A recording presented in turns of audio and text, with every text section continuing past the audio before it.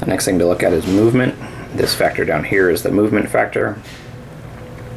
And typical wargame stuff, they get to move that many hexes according to, or that many movement points according to the terrain chart, which is here. It's actually a page and a half almost of different types of terrain. What they do, and I should note, I got it wrong with the infantry. We'll talk more about it during combat, but I did want to make a note. They actually don't roll 1. They only get the defensive bonus of the terrain they're in, but still maybe showing a 0, 5, or a empty parenthetical with a 5, just to kind of note that. But so movement costs, again, are pretty typical. Everglades, obviously only airboats can go on them. Bridge, city, yeah, there's skyscrapers. Here's one of the other maps. You can see these games aren't terribly terrain heavy, but it kind of forces combat to happen in certain areas, or having infantry get in the city so that they're pretty well protected. Beach, cultivated, it's all pretty standard stuff there. Units with a circled movement factor can transport 1 infantry unit and 1 support weapon, which is what's going on here. And they can come on loaded like this, and they can unload. Unloading, they can move up to half of their speed. So here they can move 2. This infantry could unload, and then the infantry gets 1 additional move. Also with loading, if they start in the same hex, they can load, and then this guy can move half. If they start in different hexes, the infantry can move 1, the transport can move half, and then spend the rest of its move to load. And then it's stuck there. So we also have some units that during movement can fire. So we can see that 4 is underlined. That designates that this can move and fire. And we can see the airborne can do the same. There's a little white underline under that too. Or here, actually, I guess. It's easier to see on the bottom one. That designates if the firepower is underlined, the unit can move half speed and fire. And they fire at that -1. It's broken down for this game by faction or country, I guess. And it just tells you which can do it, and also what the penalty is for it. So this +1 on 2 hit would mean that this hits on a 4 usually. If it's moving and firing, it hits on a 4, plus or -1 to firepower would mean it would only roll 3 dice. This doesn't come into play for this one, but if it was this one, it would roll 3 dice and hit on a 5. For this, it's a level 2, so it still rolls 4 and hits on a 5 or 6. The advanced imaging, which the Abrams also has, means it can see through smoke, but have their 2 hit numbers increased by 1. And moving fire will actually segue us nicely into combat.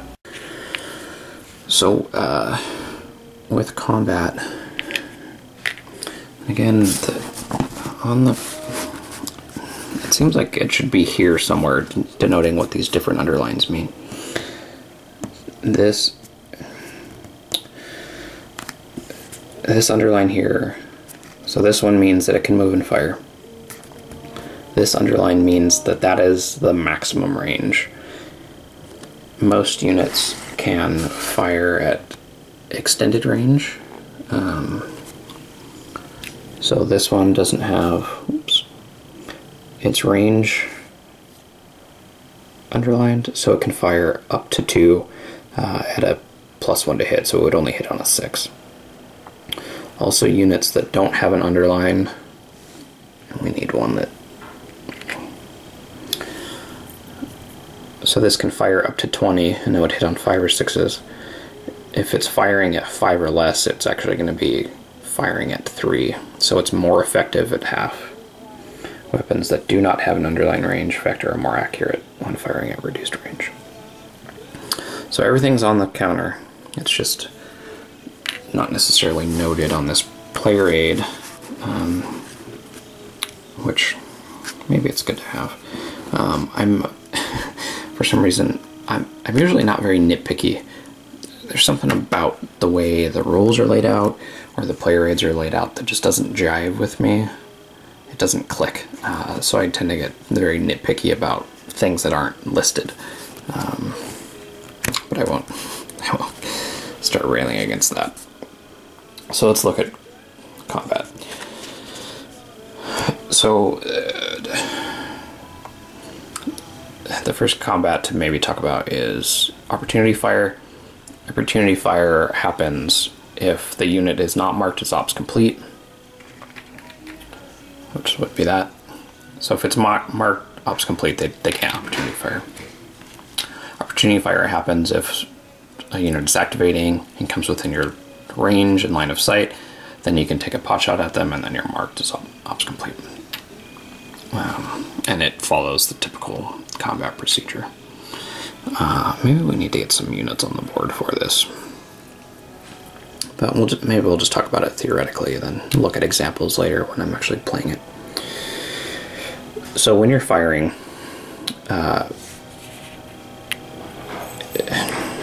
first you check that it's within range and line of sight. Certain things block line of sight, like hills, trees. We don't have any rough on the board, but rough, yeah, this is rough. Going this way, it wouldn't block line of sight, but if you're checking line of sight through 2 rough X's, it does block. And also units. Yeah, the hill you could still see here because you're looking up, but you couldn't see here because the hill passing through is blocking the line of sight. It's the same thing with here. A unit from here could see that, but it couldn't see that because it blocks. It blocks through but not into, which I think is pretty typical for war games. So then you would just check which type of target it is, and that the rules do say that there isn't a factor here to note this as a soft target. So if the target's hard, you would use your armor piercing. If it's soft, you would use your high explosive. And I guess certain circumstances you can break that, but that's pretty typical for what that would be. If you're firing against a hard target, what happens is you use your armor piercing. We would roll, let's just take a look at it. Roll 2 and we would hit on 5s. Nothing happens there, but say we got a 6. Then the hard target would get a save roll, and it would need a 6 to negate that. You also get defense bonuses based on what terrain you're in, but the road obviously and clear isn't going to be anything. So during movement, we'll talk about it during combat, but during movement you can also overrun, as in a lot of other war games, and basically you just move through the person at a +1 in the hex they're in, but you have to get out of it. So you have to have enough movement points to get out, and you can overrun them using the regular combat factors. However, defending infantry use their assault factor during an overrun defense. Only AFVs can overrun. So this could go through here 1, 2, 3, 4. They would stop here, do the overrun. If it's not successful, they are repulsed and they would stop here. However, they would be using this combat factor, and the airborne would be using their assault since they're infantry. That's not going to end well for the 113. So that's overruns, pretty simple stuff. They can overrun in clear and hill hexes. So there are also assaults, which you initiate by just moving into the hex. And using these numbers, assault happens. And it's just using these, unlike